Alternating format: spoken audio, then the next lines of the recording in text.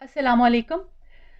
Social media की जो दोस्तियां हैं जो बच्चे और बच्चियों के दरमियान में होती हैं, ये हमारी बच्चे और बच्चियों को मुतासिर कर रही हैं, लेकिन इसमें ज़्यादा मुतासिर होने वाली जो हैं वो हमारी बच्चियां हैं, क्योंकि उनका मैच्योरिटी लेवल जो है वो कम होता है। आज की वीडियो में जो मेन फोकस होगा वो मेरा बच्चियां जो हमारी हैं और सोशल मीडिया उनका जो इंटरेक्शन है उस पर होगा। और मैं 2-3 क्वेश्चन रखना चाहती हूँ आपके सामने कि कितने वालिदैन हैं जो अपने बच्चों से रात को 9 बजे के बाद मोबाइल फ़ोन्स जो हैं वो ले लेते हैं? कितने वालिदैन हैं जो अपने बच्चों के सोशल मीडिया अकाउंट्स पर उनके फ्रेंड्स हैं? या अगर फ्रेंड नहीं हैं तो उनके सोशल मीडिया अकाउंट पर उनकी एक्सेस है, मतलब कि जो वालिदैन हैं वो देख सकते हैं कि उनका बच्चा जो है वो सोशल मीडिया पर या बच्ची जो है वो क्या कर रही हैं, वो किसको मैसेज कर रहे हैं, किससे बात हो रही है उनकी। यूट्यूब है, यूट्यूब का अकाउंट जो है वो क्या आपके मोबाइल पर भी ओपन है आपके बच्चे का? आपको पता है आपकी बच्चा जो है वो यूट्यूब पर क्या देख रहा है, किस किस्म का कंटेंट देख रहा है? ये सारे क्वेश्चन जो हैं वो इस वजह इसलिए हैं, हमारे मुल्क में बहुत से पेरेंट्स जो हैं उनको नहीं पता होता कि सोशल मीडिया, स्पेशली जो मदर्स हैं, कि सोशल मीडिया असल में है क्या, और ये इस पर क्या ये कितना जो है वो डेंजरस है या कितना इसका फ़ायदा है। उनके लिए बच्चा या बच्ची जो है वो बस मोबाइल फ़ोन इस्तेमाल कर रहा है या खेल रहा है। हमारी बच्चियां इससे क्यों मुतासिर हो रही हैं ज़्यादा, उसकी वजह ये है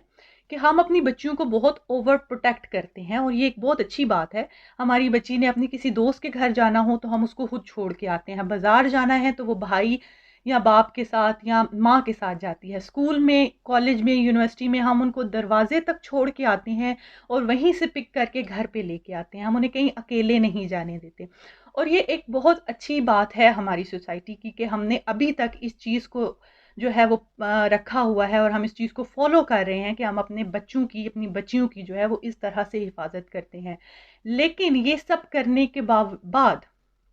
हम जो ये फिजिकल सोसाइटी है जिससे हम उनको महफूज रखते हैं, उनसे उनको प्रोटेक्ट करते हैं, तो इस फिजिकल सोसाइटी से इतना ओवर प्रोटेक्ट करने के बाद जो वर्चुअल सोसाइटी है या वर्चुअल वर्ल्ड है, बल्कि उसमें जो जिसको आप सोशल मीडिया कहते हैं, जिसमें आपका इंटरेक्शन जो है किसी से वो बिल्कुल भी लिमिटलेस है। आप एक अकाउंट बनाएं एंड देन पूरी दुनिया जो है वो आपकी बस एक क्लिक पर है, आप किसी से भी बात कर सकते हैं, किसी को ऐड कर सकते हैं। सोशल मीडिया पे उनकी इमेच्योरिटी प्लस उनकी वल्नरेबिलिटी जो है ये उनको बहुत ज़्यादा मुतासिर कर रही है, और इस चीज़ का शिकार हमारी बच्चियां बहुत ज़्यादा हो रही हैं। ये बात कहने में और सुनने में बहुत बुरी लगती है, लेकिन अगर आपकी बच्ची जो है वो 15-16 साल की है, कॉलेज गोइंग है, यूनिवर्सिटी गोइंग है, तो किसी ना किसी तरीके से, किसी ना किसी ज़रिए से वो सोशल मीडिया पर इस किस्म की वल्नरेबिलिटी का शिकार है, इस किस्म की इमेच्योर स्टेप्स वो ले चुकी है या ले रही है। और इसको हल करना, इस पर गुस्सा नहीं करना चाहिए, बल्कि ये जैसे एक छोटे बच्चे की गलती होती है, बिल्कुल एज वाइज जो है बच्चे हमेशा गलतियां करते हैं, और उनको सुधारने के लिए माँ बाप जो हैं उनको अपनी जो है वो अपनी जहानत जो है या अपनी जो अक्लमंदी है उसको इस्तेमाल करना चाहिए। मदर्स का एक बहुत बड़ा रोल है, स्पेशली विद डॉटर्स, बट बेटियों के साथ उनको पता होना चाहिए कि वो जो कुछ भी इस्तेमाल कर रही हैं वो क्या है, वो किससे बात कर रही हैं। मदर का ऑल द टाइम 24 आवर जो है उनके सोशल मीडिया अकाउंट पर एक्सेस होनी चाहिए, कि वो किसी टाइम भी चेक कर लें कि मेरी बेटी जो है वो क्या कर रही है, बल्कि ये चीज़ उनके मोबाइल पे ओपन होनी चाहिए। फादर जो हैं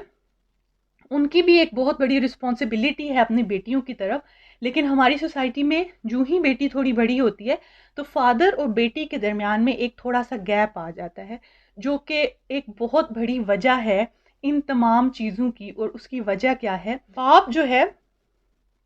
वो बच्चे के लिए एक बहुत बड़ी सपोर्ट होता है,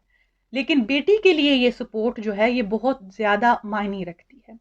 बेटी का जो कॉन्फिडेंस है वो उसको उसके बाप से मिलता है। बाप की तारीफ या बाप की अप्रिसिएशन या बाप का ट्रस्ट या बाप के जो ये सपोर्ट है, ये एक बेटी के लिए बहुत बहुत ज़रूरी होती है। और अगर हम ये चीज़ें अपनी बेटियों को दें और डेली बेसिस पर कुछ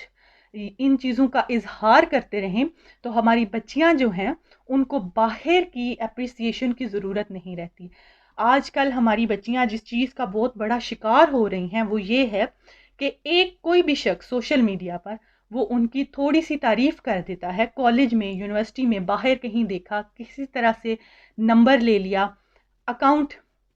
आईडी का पता कर लिया, एंड देन उस इंटरेक्शन में एक तारीफ एक या दो बार, एंड वो बच्ची जो है वो इस चीज़ की को एक्सेप्ट कर लेती है और वो समझती है कि ये जो बंदा है ये मुझको समझता है या ये मुझको पसंद करता है। जबकि अगर उसको यही पसंद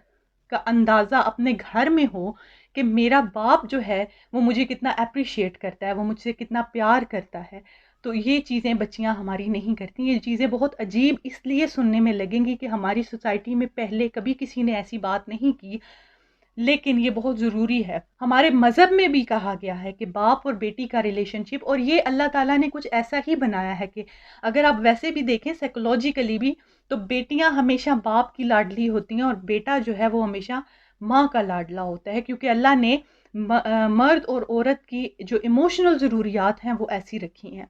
एक बेटी को जो इमोशनल सपोर्ट चाहिए वो उसको उसके वालिद से मिलती है।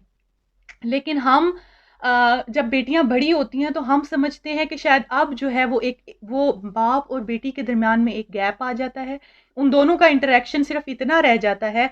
कि बाप को खाना दे दिया, बाप को चाय दे दी, थोड़ी सी गपशप कर ली, लेकिन वो क्या कर रही है, उसको क्या प्रॉब्लम है, या आप ना भी पूछें, लेकिन सोसाइटी के मसले अपनी बच्चियों से खुद डिस्कस करें। क्योंकि जो चीज़ें आप डिस्कस करेंगे, जो चीज़ें आप उनको पढ़ाएंगे, जो चीज़ें आप उनको सिखाएंगे, वो कहीं से भी नहीं सीख सकती। इवन मदर जो होती है, माँ भी होती है, वो चीज़ें जो सोसाइटी बाहर की चीज़ें हैं वो नहीं सिखा सकती जितना एक बाप जो है वो सिखा सकता है। हम इस चीज़ को मानने के लिए तैयार नहीं, लेकिन हमारे यहाँ आए दिन हर दूसरे घर में ऐसे वाक़यात उठते हैं जिसमें बच्चियाँ किसी मसले का शिकार होती हैं, किसी मुसीबत में फंसी होती हैं, लेकिन वो जब फंस जाती हैं तो फिर उसके बाद उनको समझ नहीं आती कि इसको हमने हैंडल कैसे करना है, क्योंकि उनको ये हैंडल करना आता ही नहीं है, और फिर ये चीज़ें बहुत ज़्यादा ख़राब हो जाती हैं, और जब ये बाहर निकलती हैं तो ये बहुत भयानक हो चुकी होती हैं। इन तमाम चीज़ों का मकसद ये नहीं कि आप अपनी बच्चियों पर शक करना शुरू कर दें, या अगर आप ये चीज़ कर रहे हैं तो आपकी बच्ची समझेगी कि आप उस पर शक करते हैं। नहीं, आप जैसे अपनी बच्ची को